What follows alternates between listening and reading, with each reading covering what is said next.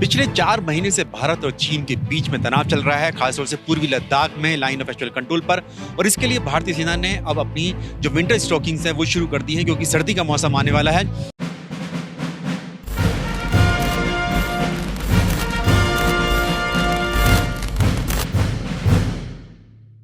बहुत ज़्यादा ज़रूरत है भारतीय सैनिकों को,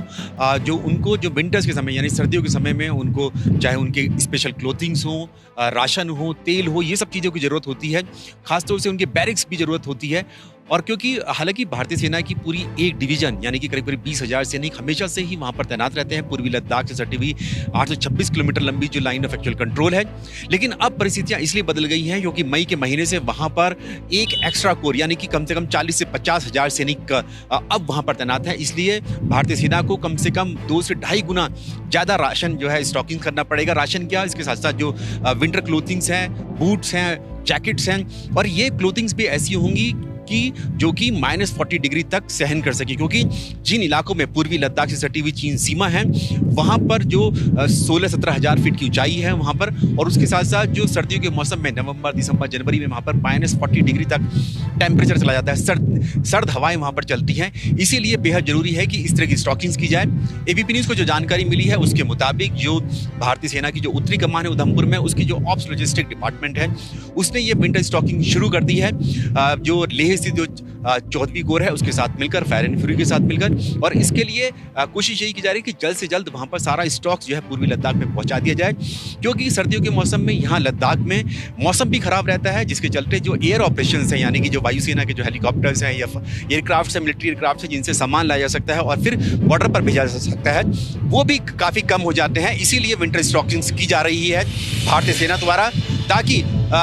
क्योंकि सब जानते हैं कि चीन के साथ जो टकराव चल रहा है वो लंबा खिंच सकता है। सेना भी बोल चुकी है सरकार को कि ये टकराव जो है लंबा चल सकता है, सर्दियों तक चल सकता है। इसीलिए इस तरह की स्टॉकिंग्स यहाँ की जा रही हैं पूर्वी लद्दाख में, ताकि भारतीय सैनिकों को किसी भी तरीके से किसी भी चीज़ की कोई कमी ना हो। और ये माना जा रहा है कि हर सैनिक पे कम से कम 1 लाख रुपए खर्च होगा इस विंटर स्टॉकिंग्स के लिए। उसके पे न केवल जो राशन और खाना पीना और तेल होगा, बल्कि उनकी क्लोथिंग्स भी होंगी, जैकेट्स भी होंगी, बूट्स भी होंगे, ग्लव्स भी होंगे और खास तौर के उनके हेलमेट्स भी होंगे।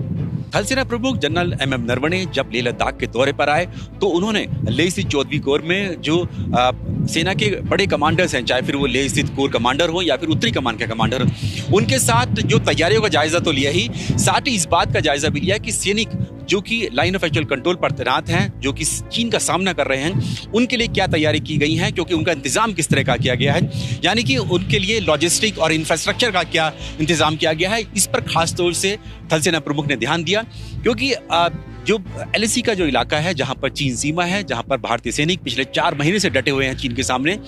वहां पर बेहद ज्यादा ठंड पड़ती है। और इसी के लिए जो थल सेना प्रमुख हैं उन्होंने जब LAC पर गए तो खासतौर से उन बैरक्स का जायजा लिया जो सैनिकों के लिए बनाई जा रही हैं, साथ ही उनकी कैसे स्पेशल क्लोथिंग होगी, किस तरह की जैकेट्स होंगी, वो उसका भी पूरा जायजा लिया। क्योंकि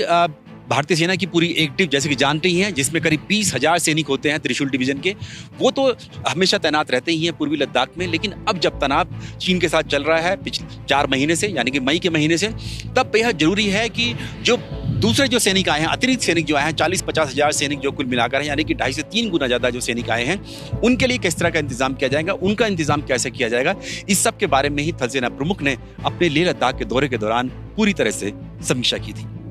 ABP न्यूज़ आपको रखे आगे।